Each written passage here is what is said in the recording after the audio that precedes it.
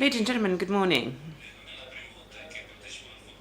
I'm not here for the first time, but this is the first time I take the floor because Sergei is invited me to speak while standing. So I'd like to make a few comments on the economic situation in Russia. I'd like to also refer to the future forecasts.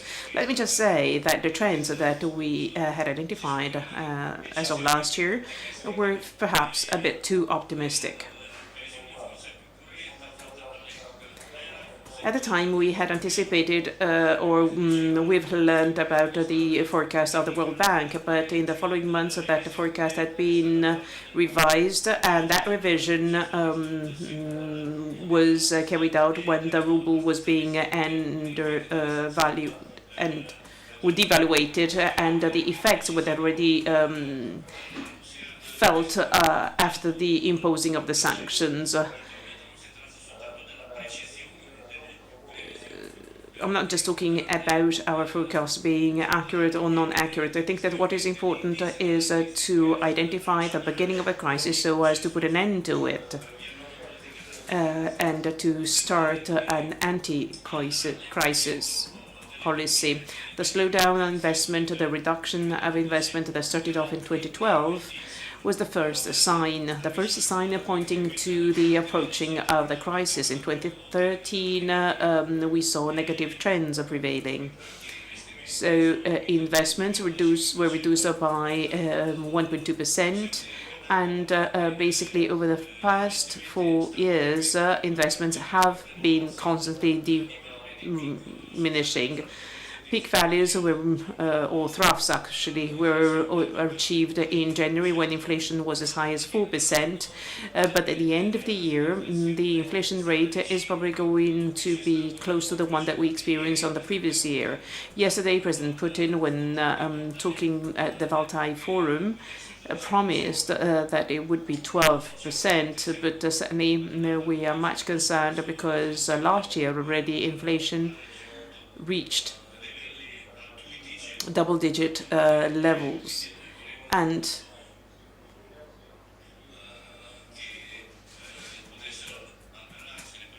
we hope that the central bank forecasts are proved to be right. They anticipate a much lower inflation rate. As Manufacturers Association, we perform an analysis on a regular basis, and we've witnessed that there's a slowdown of the top indicators. The index that we are putting together, in a way, is a true indicator of the general trend. And in 2015, businesses are trying to adjust to the situation that was caused also by high interest rate and by the volatility of our currency and the curtailing of demand. Over the past 2 weeks in our country, the president said twice that the worst of the crisis is over. But there are different stances on this. Some say that the worst is over, but others say that the bottom has been reached. So there are different ways to see it, the same thing. It doesn't mean that the businessmen have no problem. There are still many problems ahead of us. Yet, Russian manufacturers and entrepreneurs showed that they could still be active despite the critical situation. The crisis had already been worsened by sanctions, by the geopolitical situation, and what can be a reason for hope, or where can we find the possibility to further grow? Well, we talked about the possibility for further development of the Russian economy. There were those who stated that the economy depended too heavily on oil.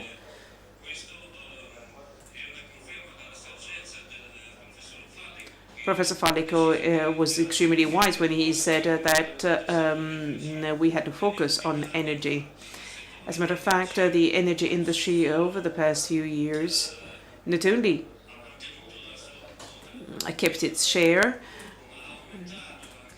It also increased, export grew by 3.5%, and the energy industry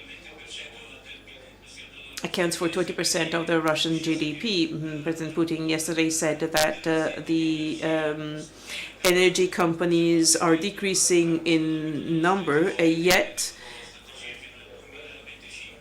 in the strategy that is being debated, the share of the energy industry should be reduced.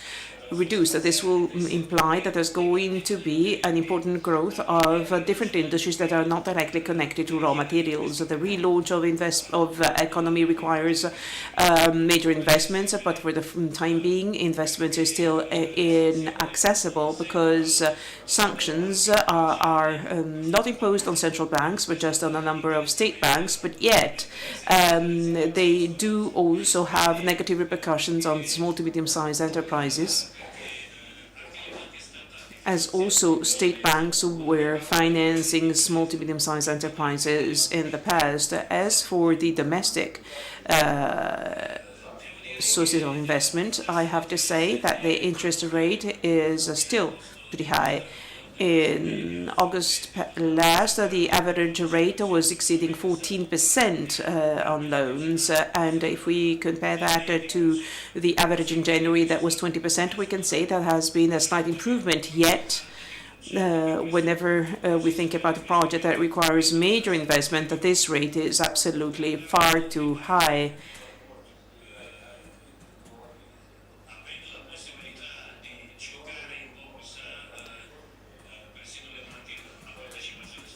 Even state-owned banks sometimes operate on the stock exchange, and sometimes they only carry out a speculative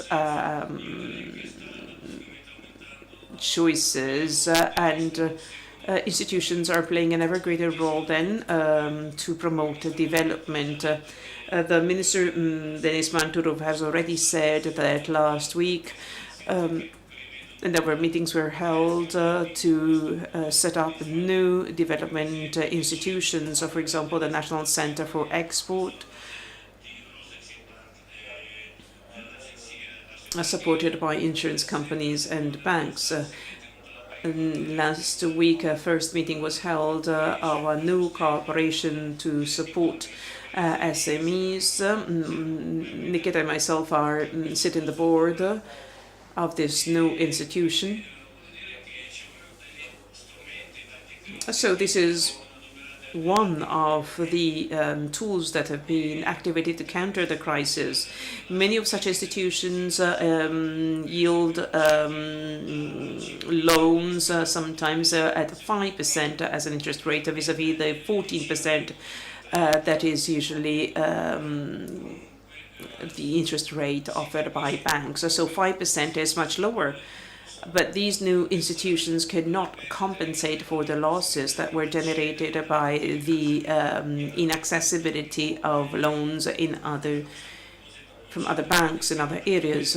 Next to the government, we are working hard so as to solve topical and systemic issues.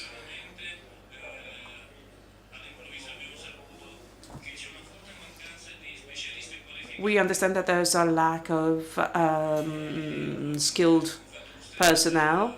As members of the Russian Manufacturers Association, we understand that the problem with skilled workers is still an outstanding issue. This implies that, notwithstanding the crisis, most companies are aiming at modernization using new technologies, becoming ever more efficient, and they require ever more skilled staff.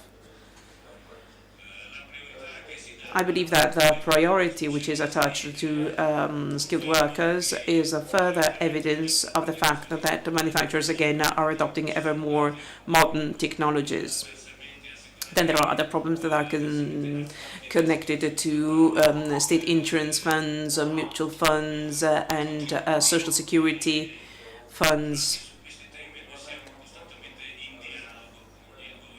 And also to that end, we are having a very intense dialogue with government. One of the most important problems in the present economic situation is that, again, of financing. Over the past few years, the problem was not as serious. Obviously, entrepreneurs are also very much concerned by the instability and fluctuations in the currency markets.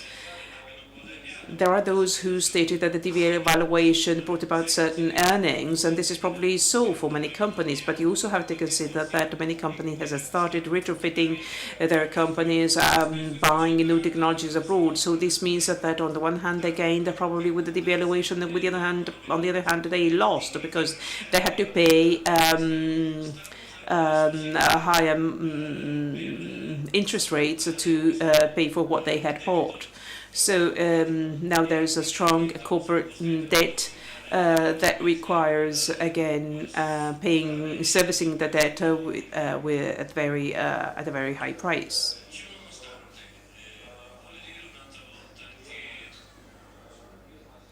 Let me reiterate once again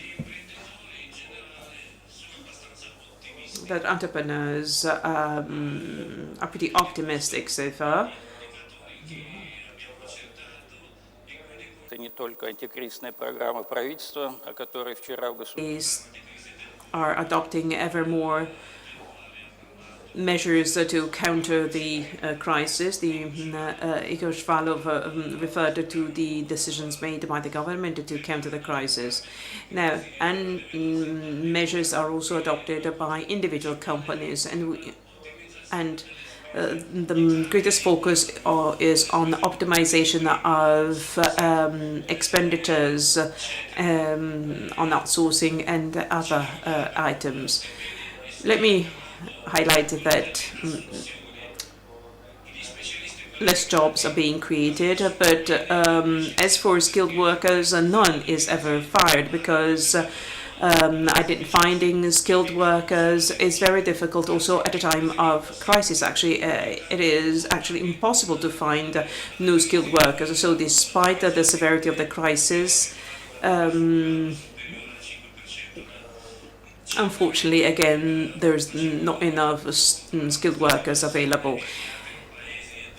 No. To make a comparison between the Russian situation and the situation of other countries, members to the Eurasian Economic Union and the BRICS countries, I could say that I would very much like for Russia to set for itself one task, i.e. that of playing its role in the world economy. And in order for that to happen, we have to grow at a faster rate vis-a-vis other developed industrialized countries, and perhaps less than in the emerging countries. Thank you.